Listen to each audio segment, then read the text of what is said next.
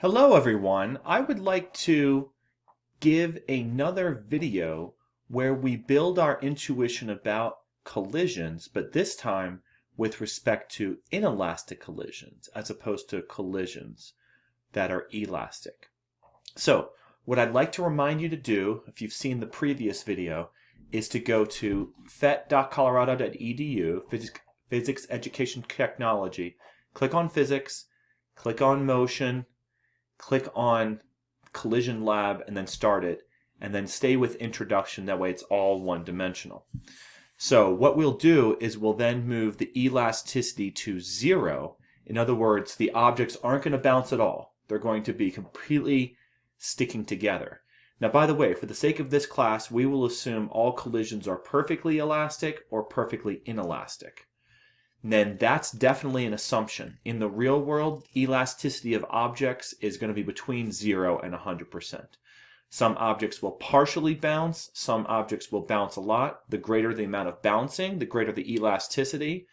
So the elasticity of billiard balls is well above 90%, same with rubber balls, but things that are inelastic that stick together, like silly putty, it's more inelastic, so the elasticity is less than 10%. But anyway, with that in mind, let's perform the same experiments we did before. Let's have two 1 kilogram masses hit each other, but mass 2, the green ball, is at rest. So let's play the simulation and see what happens now this time. Now look at that. The balls stick together, but the velocity seems less. Let's play this one more time. Notice that when the objects stick together, notice that we don't transfer velocity from one ball to the next like we did with elastic. Notice we share the velocity between them. That's because if you look at the values, the velocity of the system is now half of a meter per second. Whereas ball 1 came in with 1 kilogram mass, 1 meter per second velocity. And you may ask, is the momentum still conserved? Now listen to me. I should have mentioned in the previous video, but now it's as good as any time to mention. The idea with collisions is that this is going to conserve momentum. That's because all the forces are internal. In the absence of external forces to the system that you've defined, and the system we've defined here is both these balls, then the momentum will be conserved. So what we're trying to say is that all the forces are Newton's third law forces, namely interaction or internal forces. And those two forces should cancel if there's no outside forces.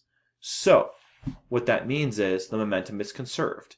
So let's have a look at the momentum vector as opposed to the velocity vector here. And let's show the momentum diagram. Notice that the total momentum coming in is just ball 1. After the interaction, notice that both balls have the same momentum. They're both moving in the same direction. So they share that velocity, and each is 1 kilogram, so each would have half a meter per second. But I want you to notice something that I didn't get a chance really to show in the previous video. In the previous video, let me just take away the momentum here for a second, show the velocity, and go back to elastic.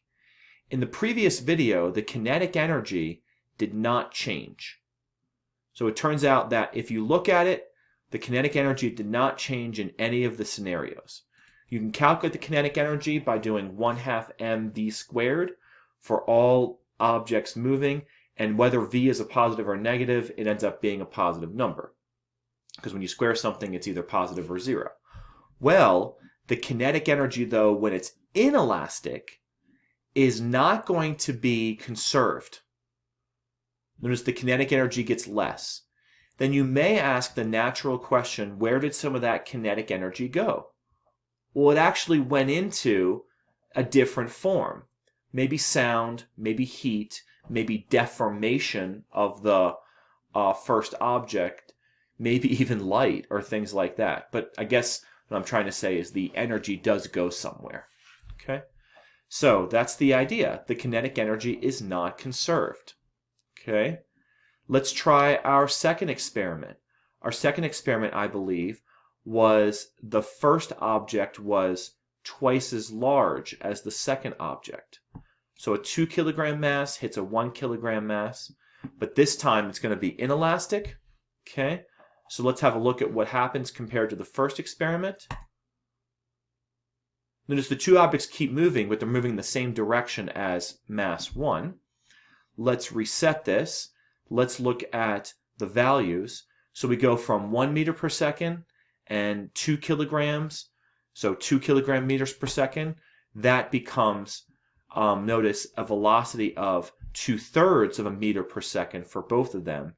And the momentum of the first one is, it's hard to see right here, but the momentum of the first one is 4/3, and the momentum of the second one is 2/3, but that's 4/3 plus 2/3 is 6/3. That's 2 kilogram meters per second going in.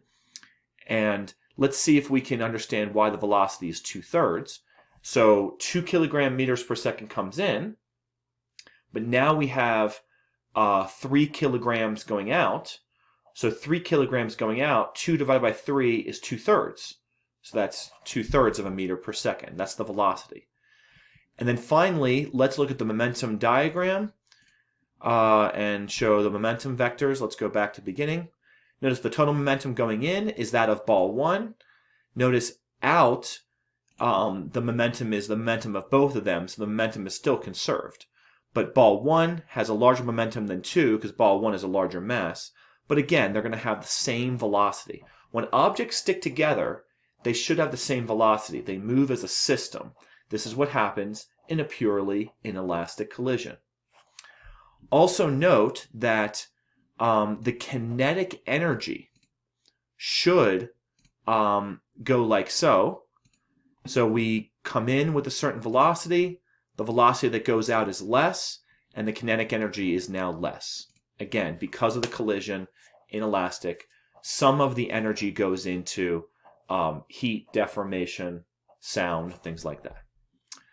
Okay, let's perform our third experiment where ball 1 is 1 kilogram and ball 2 is 2 kilograms. Okay, so let's go ahead and just look at velocity vectors at first. Notice the two of them are now going to move together pretty slowly. Okay, so let's restart. Let's look at the values.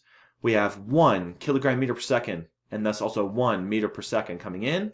We should have 1/3 of a meter per second going out, and the momentum of the first ball is now 1/3 of a kilogram meter per second, and the momentum of the second ball is 2/3 of a kilogram meter per second.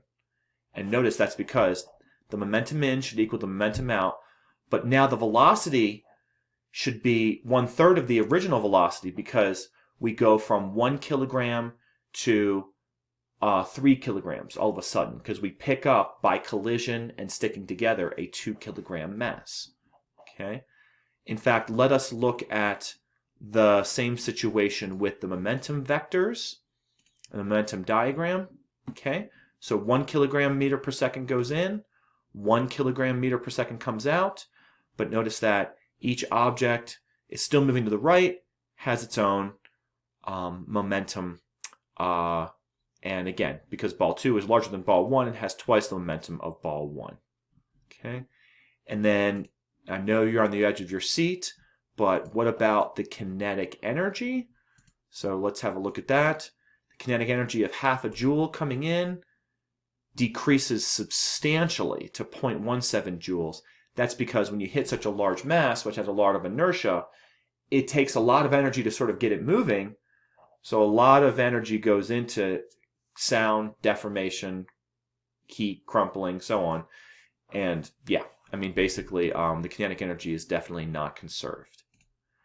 Okay, so let's go back to our fourth experiment where we have two 1 kilogram masses are going to hit each other, but we're going to do it from opposite directions.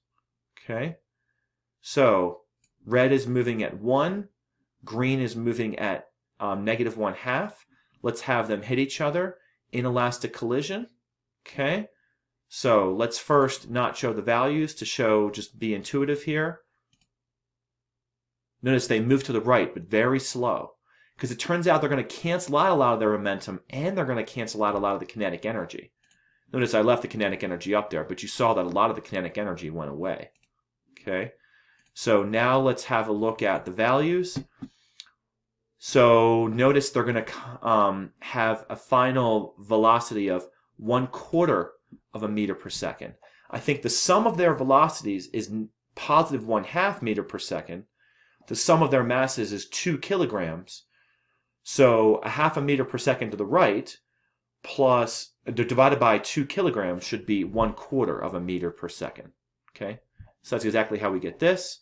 Let's look at the momentum vectors instead and the momentum diagram. So we have a total of 1/2 kilogram meter per second momentum coming in. Notice that when the objects are moving in opposite directions, these vectors are canceling. But after they move together, they both just have very small rightward momentum vectors, and then they add to the total momentum. All right, so finally, let's keep moving to another situation where we said, let's have the second mass be moving at, let's see, the same velocity. And instead of just, so sorry, actually, I think the fourth experiment was the velocity was still -1/2 meter per second, but I think mass 2 was 2 kilograms. Yes, I think that's right. Okay. So now here's what's interesting. When we add the momentum together, it should be 0. And even if we look at the kinetic energy, look at that, 0.75 joules. After we allow the objects to interact, they should stop. That's because the momenta cancel, but these don't bounce. So they completely destroy each other's momentum and kinetic energy. Let's have a look at the momentum vectors instead of the velocity vectors. Notice that they're going to hit and stick and stop, complete destroying their velocities. Okay, so that's kind of interesting. That was another one. Let's do where they have the same mass, but they're moving in the same direction. So let's give this 1 meter per second. Let's give this let's give this object sorry, I want to move the object, but I want to, I need to do velocity vectors. Sorry, thank you. I need to do, positive 1/2 to the right. Okay, so let's go ahead and start. And notice that they're going to hit and stick. They're both going to keep moving together, but we're still going to lose some kinetic energy. Let's see what that looks like first in terms of momentum. Okay, so there's the momentum diagram. Notice that we add their momentum together so that they have the same momentum.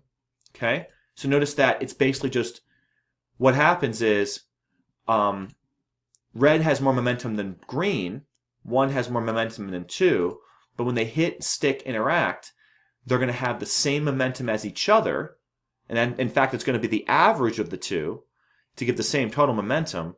But notice that some of the kinetic energy indeed was lost. So let's have a look at the kinetic energy and the velocity, and notice that 0.63 joules of kinetic energy becomes 0.57 joules. So that's not much kinetic energy lost, but just a little bit.